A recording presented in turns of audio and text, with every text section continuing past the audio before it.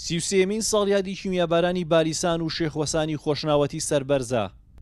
ئەندامانی ئەنجومەنی سەرکردایەتی یەکێتی و پەرلەمانتارانی فراکسیۆنی سەوزن لە ئەنجومەنی نوێنەرانی عێراق و پەرلەمانی کوردستان بە چەپکە گوڵی وەفاوە هاتوون بۆ سەرمەزاری پیرۆزی شەهیدان.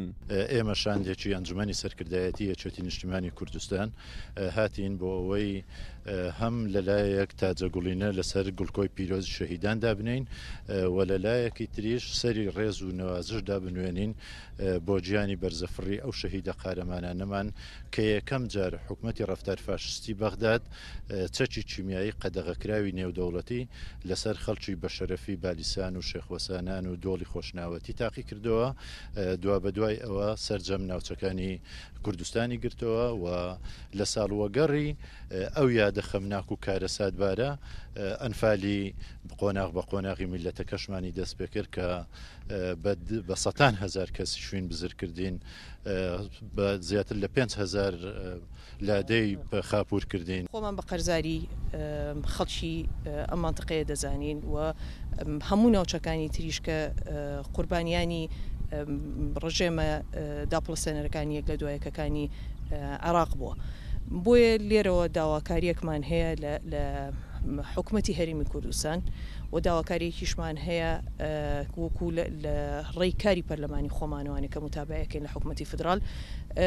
سەرەتا وەکو حکومەتی هەرێمی کوردستان داوایان لێ دەکەین زۆر جددیتر ئاور لەم ناوچەیە بدەنەوانێ گرنگێکی تایبەتی پێبن لەلایەکی کەوانی قوربانیانی کیمیابارانی ئەم ناوچەیە خەڵکانێکن تا ئێستاش دەناڵێنن بەدەست ئاسار و ئاسەواری ئەم کیمیابارانی کە بەسەریان هاتووە.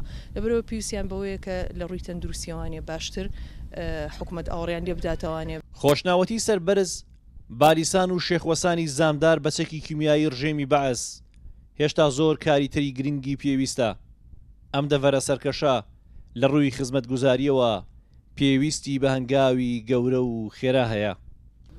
بەداخەوە ملەتەکەمان ئەگەر سەیری مێژوو بکەین قوربانی زۆریدایە، بەڵام دەستکەوت و ئەوانەی بڕین کە ئەوڕۆ حکوومەتی خۆمان هەیە بە تایبەتی لە بۆ ناوچەی خۆشناوەتی کاری شایستە بەو منتیقەیە تا ئێستا نەکراوە، چ لە ڕووی ڕێگاوبان، چ لە ڕووی پێداویستەکانی کۆمەڵانی خەرکی کوردستان و ناحیەی باریسان و چ لە ڕووی ئەوەی مەسەلەن ئێستا باریسان ناحیەیە بەڵام نفوسەکەیان کێشایتەوە لە بۆ هیران، ئەبێ ئەو خەڵکە بە ناحیەکەشەوە بچنەوە دۆری هیران و نازەنین لە بۆ ئیشوکارەکانی نفوسی ڕۆژانەیان کە پێویستی بە دوو فەرمانبەر هەیە لە بۆیان دابین بکرێ. بەداخەوە تا ئێستا لە چاو ئەو قوربانیکە و خەڵکە دایتی خزمەت گوزاری دەو یعنی شایستە بۆ خەڵکە پێشکەش نەکرایە.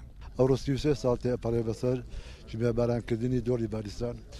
ڕژێمی فاشستی بەغدا لە ئێوارەیەکی درەنگ بە 6 فڕۆکەی سیقۆ کە سیقۆ بوون هێرشان کردە سەر سنوورەکەمان بەتێک کیمیاویان بردومان کرد لە ئەنجامدا تەنین ژن و منداڵ و پیر و گەنج و ئەوە شەهید بوون. زیاتر لە 263 کەسمان شەهید بوو. ئێوارەی 16 چواری ساڵی 1970 فڕۆکە مەرەکێنەکانی ڕژێمی بەعەز بەچەکی کیمیاوی بالیسان و شێخوەسانانیان بۆمباران کرد. سەرنجام زیاتر لە 260 هاوڵاتی شەهید بوون و زیاتر لە 600 هاوڵاتی تریش بریندار بوون کە ئێستاش کاریگەری چەکی کیمیایی لەسەر زۆرینەیان ماوە و لە چاوەڕوانی حکوومەتدان هەنگاوەکانی چارەسەرکردنیان خێراتر بکات. هونەر ڕەسوول گەلی کوردستان.